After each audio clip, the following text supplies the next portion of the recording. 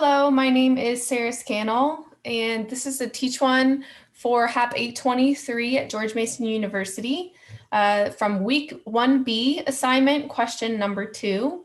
So in a nursing home, data were collected on residences, survival, and disabilities. The data are listed in the following order. Since this data does not have column names, these are the names of the columns from left to right, and we will have to either relabel the columns or name them when you import them in SQL. So the question that we are asked to solve is predict from the patient's assessments if the patient is likely to die within 6 months.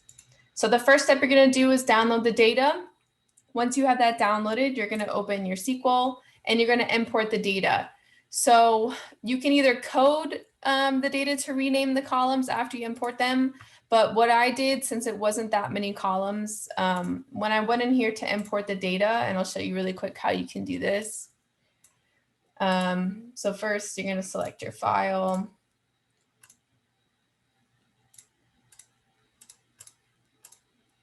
All right, so then you're going to go down to advanced, and you can see here it's going to list every single column. So in this case, it's going to say column 1, 2, 3, 4, 5, etc. because they don't have any names. So if you want to change the name of the column, you're going to just click on the one you want to change, and next to where it says name, you're just going to type in a new column name, just like this. And after you click off of it, it'll save it. You see how it changed? And you can go through, you can also change the data types. So I also try to change the data types beforehand if I know what I'm going to need. If not, you can also just code that in SQL. So after you complete that, you're importing the data, and your data should look something like this. But the difference is yours will have gender as a string to begin with. So we need to make sure that everything is in numbers here, either binary or integer or float. So in order to change gender, you're just going to update your table. You're going to set it to 1 wherever there's a male, set it to 0 wherever there's a female. And the next thing we're going to do after that is calculate the age at each assessment. And so how we do that is we know the number of days between each assessment by looking at the difference between the days of first assessment for the same patient. So here, so it's been 7 days in between this one, another 18 between here, et cetera, and it adds up. So for this patient, how you're going to do that is you take their age in this age column. But if you notice, the age is the same no matter what, because this is going to be their age at the start of their assessments.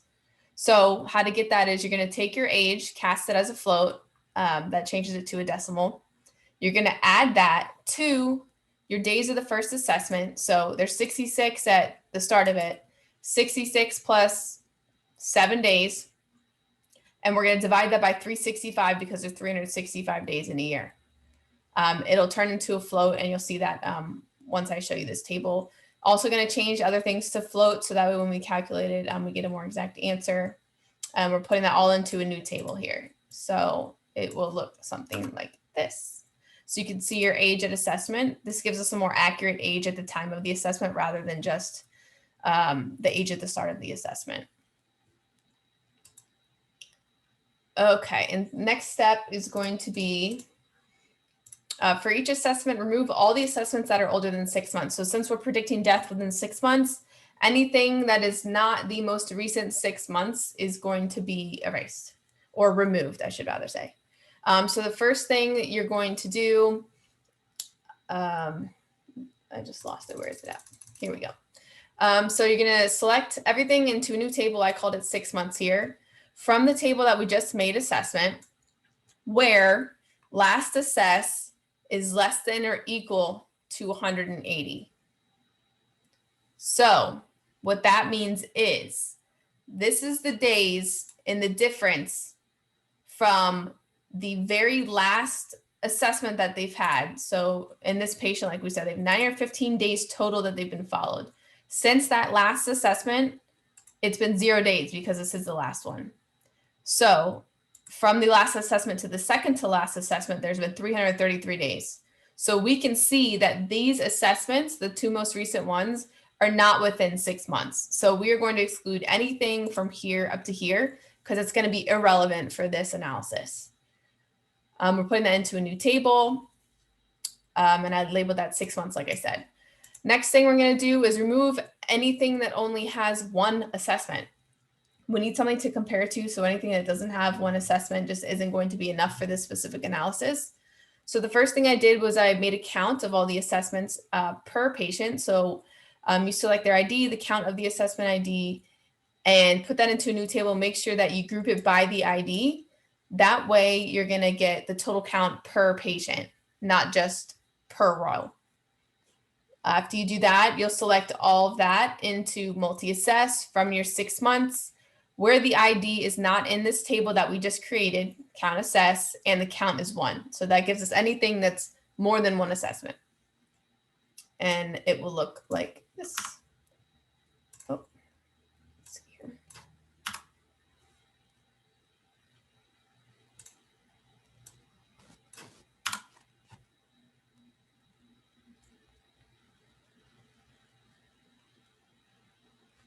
All right, so now I'll be able to show you. Okay. So as you can see, unfortunately, our first patient, like we had said, ID 1, they didn't have enough. They didn't have more than one that was in with 6 months. So that data was removed. So we should only be left now with patients that have more than one assessment and were within the last 6 months. All right. So next part here, we're going to organize age into each decade. So otherwise, we're pretty much going to group the ages into their own categories. So when I was looking at the data, I realized that there's some people that at the age of assessment was either a negative number or it was a really low number, meaning that they were in this nursing home when they were really, really young. And so to me, that doesn't make sense as to why there would be an infant or someone would even have a negative age. So what I did was I looked up what the average age was for people in a nursing home, and the 80% of people are usually 65 years or older. But just to be on the safe side, I did include people that were at least 55, and I figured that would give us a higher percentage of the individuals. So, oh no, actually I did 65, excuse me. I just need to change that. I did the 65, so that way it was a more accurate representation. So you're first going to select everything, put it into a new table. From the table we just created, where their age at assessment is greater than or equal to 65. And because I did that and we removed more rows, I went ahead and checked to make sure that after we removed the people that were too young for our analysis, that I did check to make sure that anybody who had only one assessment again was removed. So I did the same process, put in there with a count, and then anybody that's not in that table with a count of 1 was not included. So let me just run this.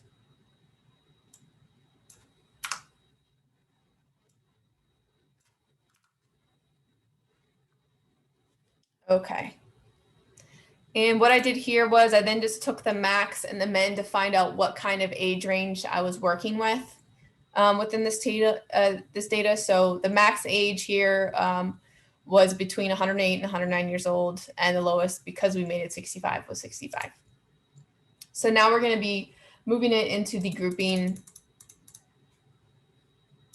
So what we're doing is we're selecting the ID, and the case when the age of assessment is less than 70, we're going to label that group as 60. So these are all going to be 60 years old. When it's less than 80, that'll be 70-year-olds, and greater than or equal to 70, and so forth and so on until we reach the end. Like I said, our max is 108. So we don't need to go above this one because anything else can just be labeled as 100. We put everything else in there so we have all of the columns still. And let's just run this really quick.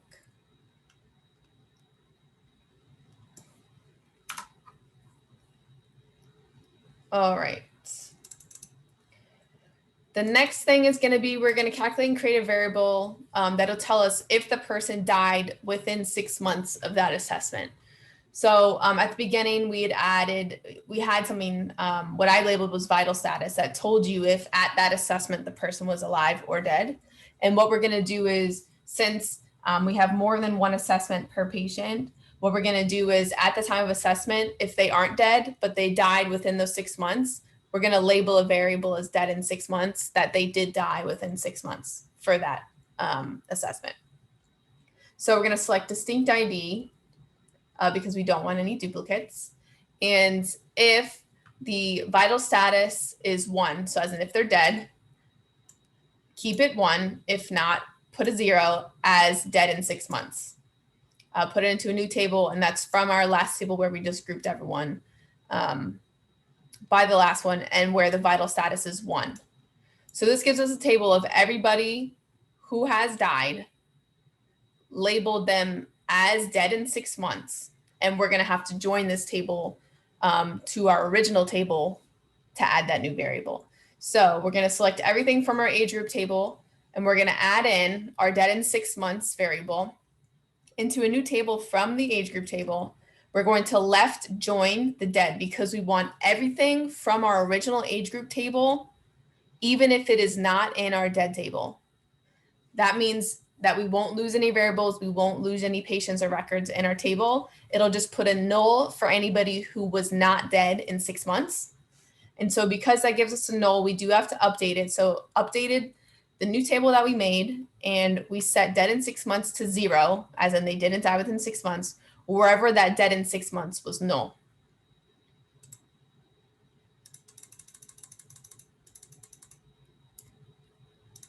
Okay, and this is where we're going to get to our kind of like finalized tables that we're going to then use in R to do our regression. So we're going to group everything by age, residents that die within 6 months, etc. So the first thing I did was I checked for any duplicates. So the first thing I did was I got a count from our dead in 6 months of our total records.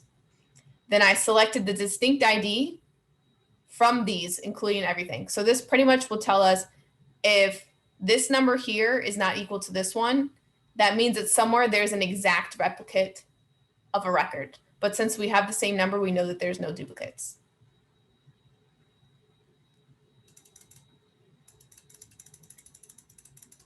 And then we're going to calculate our probability of death within 6 months based on age, gender, etc. So to do that, we select the sum of dead in 6 months, or n. We're going to divide that by the count of distinct ID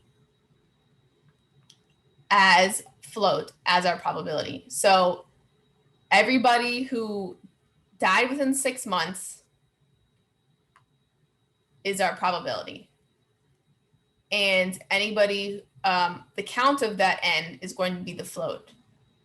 We have to include all our variables, and in order to group these by the disabilities, you need to include this group by clause. So if you don't put this group by, it will not match these same cases in that probability. And then we put having a count greater than 9. If we only have something that's smaller than that, our analysis really won't work, and you might also get errors in your logic calculations as well. Okay. So because probability can't be less than 0 or greater than 1, just update the table wherever probability is greater than 1, just make it 1. Wherever it's less than 0, just make it 0. You can't have a negative probability. You can't have anything more than 1 or 100%. If you skip this, I put a note here. If you skip this, you will get a negative or a 0 when you do your logic calculations, and you'll get an error code and won't be able to do it. So this is a really important step. They're going to calculate our logit, and this is actually what we're going to be regressing, this number here. So whenever your probability is 0, you'll do the log of 1 divided by n. When your probability is 1, then you do the log of n divided by n plus 1. This prevents you from getting errors because the log of 1 and log of 0 will give you errors, excuse me. Else, you can just take the log of the probability divided by 1 minus the probability. And that is going to be labeled as your logit. And then just make sure that you include all the other columns that we just calculated. So my final number was 535 rows. And then we're going to turn age into like a binary factor. So we're going to parse the age group. If you know how to do this in R, you can also do an R with a certain package. But I just did it in SQL since I was already here. So we're going to select our logit probability n. Whenever your age group is equal to 60, then put a 1 as in it's true. If not, 0 is false, as in they were 60. Make sure you put this into a actual table, not a temp table, and export this in a CSV file. If you don't know how to do that, just really quickly, you're going to go to tasks, export data. And this is the data source of which it's from. So it's going to be your SQL Server native client. That means it's from your computer. Make sure the database that you want is selected here. It should automatically do it if you right click on the one that you're using. And then this is where it's going to go to. So you'll put a flat file destination. And then when you hit browse, it'll take you to, you choose your folder wherever you want it to be, name, hit open, and then follow the rest of the prompts, and you'll be good to go. So once you've done that, we're going to move over to R. So let's see here. First thing you need to do is import the reader library. So that way R can import your CSV file. So it's library reader, and you're going to run that. And then you are going to import your table. So I have the code already here, and you're going to run that. And let me just show you what that looks like. So over here, oh, actually you can see it up here too. But pretty much what I did was HAP 23, read your CSV file in quotes. You're going to put the location of your file, and then column type. So this is where you can alter the type. So if I didn't do this, setting the factors to 0, 1, it would import it as a double, I think is what R calls it. And it'd actually be like a decimal place rather than like a binary factor. So that's important. You can also import your data if you go to your files here. And you click on here and hit import data set. You can actually edit your table that you're importing. So you see how it says double, double, double, double, double all over here. So this is fine because it's a decimal. This is fine. Your N, I just changed it to integer because we don't have any decimal places here. But then for these, you're going to change to factor. And this is where you list whatever factor. So if you have 10 different numbers and you want them each to be their own category, you know, you'd put 1, 2, 3, etc. But since we only have 0 and 1, just do 0, 1, hit enter. It'll load, and then you'll see it's changed to factor. That way when it puts it in, see how it says column 4 factor with 2 levels. So there's only two categories for this group. Okay. So after you've done this, you can also view your table. And it's whatever the name of the document is, but it'll pop up here. So as you can see, we have our table up here, all binary from here over. The next thing we're going to import is the data.table library. If you don't have any of these libraries, you can either, if you have Anaconda Navigator, you can download them from Conda as your library, in your library, or you can type in install.packages and then type the name of the package you want to install and then click enter, and it will actually automatically install. You won't have to leave your console. So the next thing we need to do is we need to create a model, which is pretty much just like tells R what we want formulated and what model we want to run. So I just labeled this model. You can label it whatever you want. So you could say, you know, legit model, or, you know, dead in 6 months, whatever you want to call it. I would recommend you do not use any spaces. R is really difficult to get around that, as I've learned. So if you want to put a space in between your words, just use an underscore instead. And for this one, we're doing GLM And we're using Logit. You always put your Y variable first. And this is going to be everything, but we're not going to include probability. We're not going to include N. And our data that we want it to use is the one that we imported. And we're going to hit enter. And you'll know it worked, obviously, when you don't get any errors down here. But also you'll see a pop-up up here under your environment. And it'll tell you exactly what you have. So 30 elements, 500. And in order to view or kind of like run the formula, you're going to use the summary. And then you type in the name of whatever your model is. So mine's model. And here is our results from the regression. So as you can see from this regression here, the most statistically significant factor in death within 6 months for this data is the inability to eat.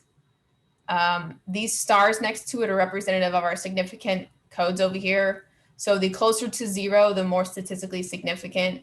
I generally do not use anything that is over 0.05 as a significant level, because 95 and above is a pretty sure thing. So we can see eating is the most, not able to eat is the most significant factor in death within 6 months. And then next after that would be 70 years, between 70 and 80 years old, and also unable to dress. And then the last part in the question talks about Markov's blanket. So in order to do that, you would take eating and you're going to apply the model and make eat your Y value. And you're going to see what factors are statistically significant to eating itself. So how you're going to do that is you're going to create another model. I'm just going to tell us model mark as, our Markov model. GLM again. And this time we are going to make eat our Y variable. And we are not going to include our Logit. We are not going to include our probability. And we're not going to include N. And in order for this to work, we have to put family equals binomial. This lets R know that the Y value is categorical and not numeric. And then lastly, you tell it what your data is. So for ours, it's data equals. Okay, and as you can see up here, we have our new model. And then we're just going to run that again with summary. It's going to be our model mark.